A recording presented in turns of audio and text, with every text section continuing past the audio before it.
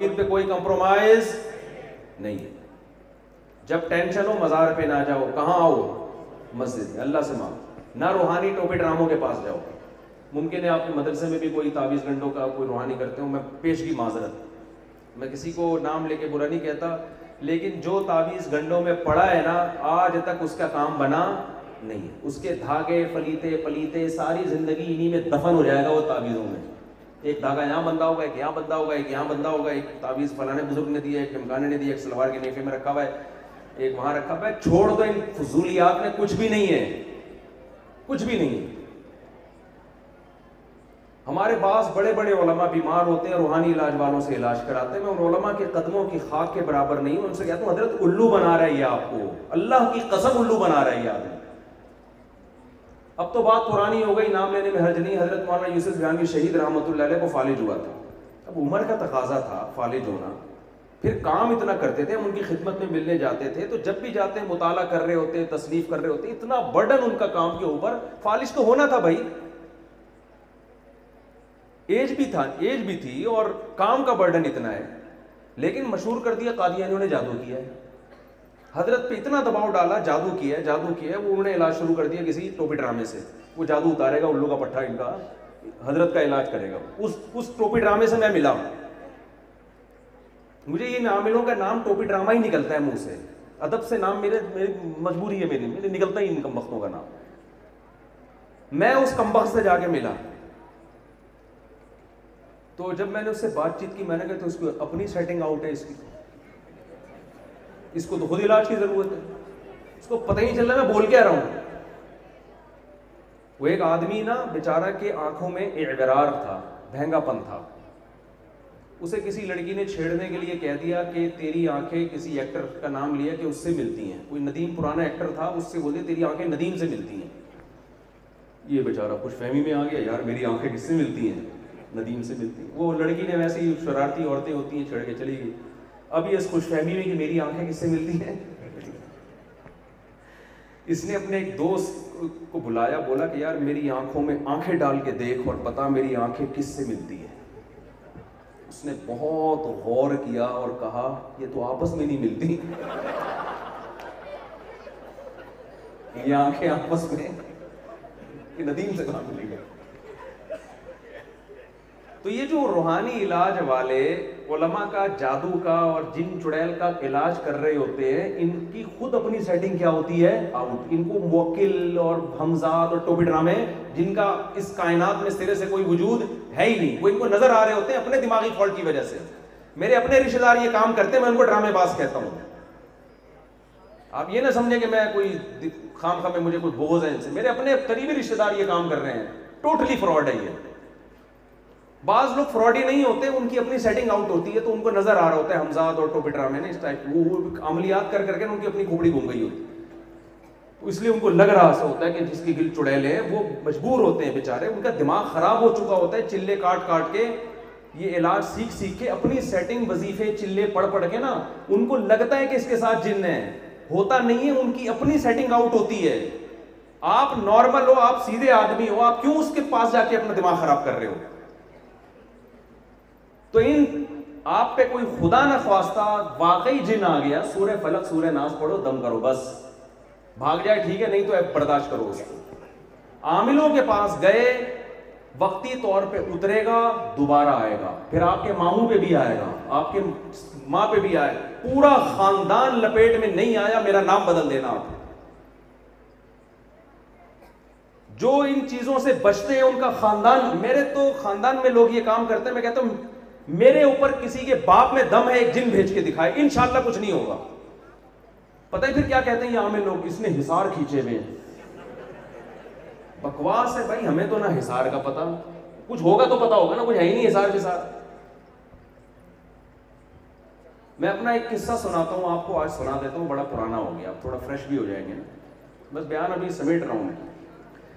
میں نے 4-5 سال پہلے کی بات ہے, عاملوں کے خلاف بہت بولنا شروع کیا. میں نے کہا ان کے باپ میں دم ہے نا, ایک جن چڑیل بھیج کے دکھائے, مجھ پہ جادو کر کے دکھائے. دیکھو یہ لوگ کہتے ہیں کہ پیغمبر صلی اللہ علیہ وسلم پہ جادو کا اثر ہو گیا تو کسی اور پہ کیوں نہیں ہو. یہ ان کے پاس بڑی زبردست دلیل ملی. لوگ فوراً متاثر ہو جاتے, یار جب سید الانبیاء پہ ہو گیا تو ہم کس کھیت کی مولی ہیں؟ او بھائی جادو اتنا آسان کام نہیں ہے، اس میں قوت خیالیہ کا بہت دخل ہوتا ہے. ہمارے نبی پر جو اثر ہو گیا تھا اس کی وجہ تھی، ایک حکمت تھی کہ یہودی آپ کو جادوگر کہتے تھے. اللہ کے نبی اللہ تعالیٰ نے آپ پہ تھوڑا اثر ہونے دیا تاکہ یہ طعنے سے آپ کیا ہو جائیں، بری ہو جائیں. یہ حکمت تھی. اتنا آسان ہوتا تو ابو بکر پہ کیوں نہیں ہوا، عمر پہ کیوں نہیں ہوا، عثمان پہ کیوں نہیں ہوا، علی پہ کیوں نہیں ہوا؟ اتنے اختیارات جادوگروں کو ہوتے تو یہی کام کر رہے ہوتے نا بیٹھ کے. عمران خان کیوں نہیں کرا دیتا نواز شریف پہ، نواز شریف کیوں نہیں کرا دیتا عمران خان پہ؟ ہے بھائی، یہ تو بڑے مزے سے ہو جاتا ہے حساب کتاب. ایک صاحب سے میں نے کہا یہ سیاسی لیڈر کیوں نہیں کرا دیتے؟ کہتے کراتے ہیں، دوسروں نے بھی اپنے ساتھ عامل رکھے ہوئے ہوتے ہیں. میں نے کہا بس کرو یار، کوئی عامل نہیں ہوتے بھائی. ذرا میاں بیوی میں جھگڑا ہوگا، فلانے نے کچھ کرا دیا ہے، یہ نہیں دیکھتے کہ غلطی کس کی ہے. یہ بد زبان ہے تو جھگڑا تو ہوگا، یہ کم بخت حقوق ادا نہیں کر رہا تو جھگڑا تو ہوگا. فوراً وہ بیل پہ تعویذ کی ہے فلاں. اور یہ ہمارے دیوبندی علماء اس میں مبتلا ہیں. اس میں میرے سامنے یہ نہ کہا کرو کہ وہ تو بڑے پہنچے ہوئے خلیفہ، خلیفہ ہو، بزرگ ہو، کچھ بھی ہو. میں لوگوں سے کہتا ہوں میرے پیر و مرشد مجھے تعویذ دیں گے، میں استعمال نہیں کرتا. میرے مسئلے دعاؤں سے حل ہو رہے ہیں. ان پرچیوں میرے شیخ و مرشد بھی تعویذ دیتے تھے دوسروں کو، اس لیے دیتے تھے کہ یہ جا کے پھر مزاروں پہ جائیں گے اپنا ایمان خراب کریں گے. خود کبھی بھی استعمال نہیں کیا، ہمیں بھی کبھی ترغیب نہیں دی. اور ہم ان پرچیوں سے دعا مانگو بس اللہ سے. بعض اکابر اس لیے دے دیتے ہیں کہ وہ پھر بالکل ہی شرک کی طرف چلا جاتا ہے نا. وہ مزاروں پہ جائے گا، ایک آدمی کی کھوپڑی میں بات نہیں آ رہی تو اس کو یا اللہ مدد لکھ کے پرچی دے دی، چل بھائی تو کر لے. وہ اس لیے کہ وہی ہے نا ارطغرل ڈرامہ بہت سے لوگ دیکھ رہے ہیں. علماء خاموشی اس لیے اختیار کرتے ہیں کہ یار کم از کم فلم دیکھنے سے تو اس کو یہ چھڑوائیں گے تو فلم دیکھ. ایک آدمی چرس پی رہا ہے، ہیروئن چیوں میں بیٹھ کے چرس پی رہا ہے، آپ اس سے چرس نہیں چھڑواؤ. آپ کو پتہ ہے چرس چھڑوا دی تو کس پہ آ جائے گا؟ ہیروئن. لیکن کوئی حرم میں سے ہاں سارے زمزم پی رہے ہیں، وہاں چرس پیے گا تو چترول لیں گے. ابے سب زمزم کا ماحول ہے، تو چرس پی رہا ہے یہاں بیٹھ کے، وہاں تو چائے بھی بری لگتی ہے. تو بعض ہمارے اکابر نے پرچی لکھ کے دے دی یا اللہ مدد کی، اس لیے کہ اس کم بخت کا پتہ تھا یہ اس کو نہیں دیں گے. اس کے دماغ میں یہی گھسی ہوئی ہے پرچی، یہ کہاں جائے گا؟ یہ قبروں میں جائے گا، بالکل ہی شرک کر لے گا. لیکن آپ کو میں گزارش کر رہا ہوں کہ اللہ کا واسطہ ان چیزوں میں نہ پڑو. دیکھو زکریا علیہ السلام کے آخر وقت تک اولاد نہیں ہوئی، کوئی تعویذ استعمال نہیں کیا، ساری زندگی دعائیں مانگتے رہے ہیں. ذکر رحمت ربک عبدہ زکریا اذ نادى ربه نداء خفیا قال رب انی وهن العظم منی واشتعل الرأس شیبا ولم اکن بدعائک رب شقیا. اے اللہ میں بوڑھا ہو گیا، میرے سر کے بال سفید، میری بیوی بوڑھی بھی بانجھ بھی، مگر تیری رحمت سے مایوس نہیں ہوں، مجھے اولاد دے دے. اللہ نے دے دی اولاد. کہیں گئے کسی روحانی ٹوپی ڈرامے کے پاس یا کہیں تعویذ لا کے پرچی رکھی ہو؟ کچھ بھی نہیں.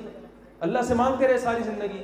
یونس علیہ السلام مچھلی کے پیٹ میں گئے ہیں، دعا مانگی لا الہ الا انت سبحانک انی کنت من الظالمین. اللہ میں غلطی پر ہوں، میری غلطی ہے، میں معافی چاہتا ہوں، تو ہر عیب سے پاک ہے. یہ دعا تھی، اللہ نے مچھلی کے پیٹ سے نکال دیا. ہمارے ہاں کوئی ٹینشن ہوگی نا سب سے پہلے کسی نے کچھ کر دیا. صبح و شام یہی مسئلے ہیں. یوسف علیہ السلام پر کتنی مصیبتیں آئیں.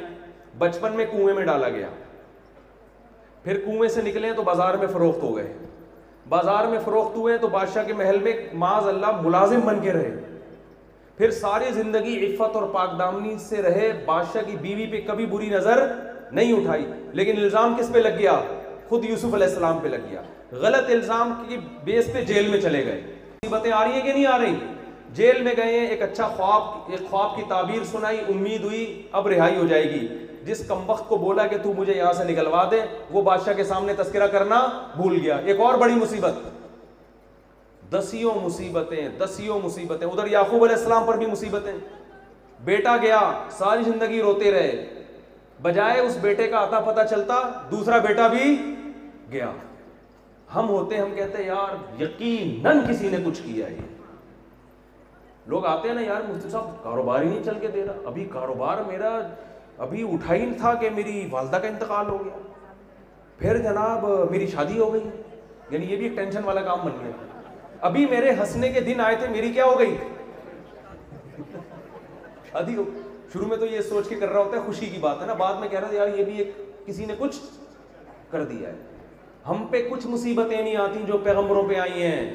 ایک دفعہ بھی تو یوسف علیہ السلام نے یہ نہیں کہا کہ لگتا ہے کسی نے کچھ کر دیا, کچھ بھی نہیں, دعائیں مانگ رہے ہیں اللہ سے. یعقوب علیہ السلام بھی جب پریشانیوں پہ پریشانیاں, کیا کہتے ہیں, انما اشکو بثی وحزنی الی اللہ, میں اپنا غم کس سے بیان کرتا ہوں, اللہ سے. وَأَعْلَمُ مِنَ اللَّهِ مَا لَا تَعْلَمُونَ, اسی میں خیر ہوگی. پھر جب یوسف علیہ السلام اپنے والد سے ملتے ہیں کئی سالوں کے بعد, پریشانیوں کے بعد, اب جب پریشانیاں ختم ہونے کا وقت آیا ہے تو کہیں بھی پریشانی کا تذکرہ نہیں کر رہے, پریشانی سے نکلنے کا تذکرہ کر رہے ہیں. اذ اخرج بی من السجن, کنویں میں جانے کا تذکرہ نہیں ہے.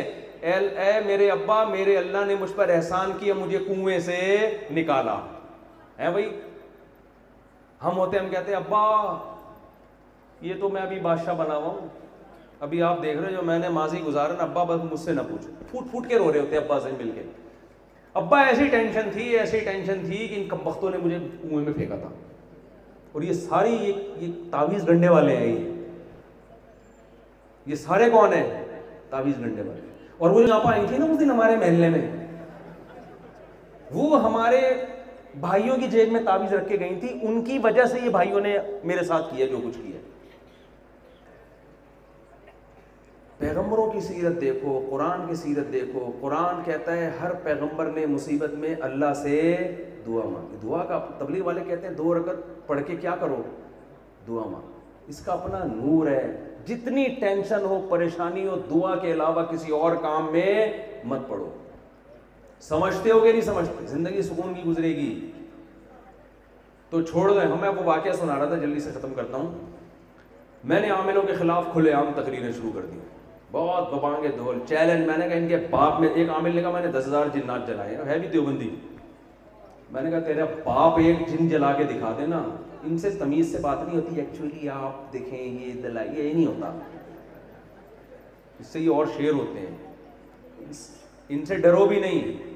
بعض لوگوں کو میں نے کہا کہ عاملوں سے نہیں ڈرو, جا کے چیلنج کرو, تیرے باپ میں دم ہے تو دکھا رہا, کچھ کر کے دکھا. تو وہ جا کے ایسے ایسے نا کانپتے ہوئے ان کی کانپیں ٹانگنے لگی.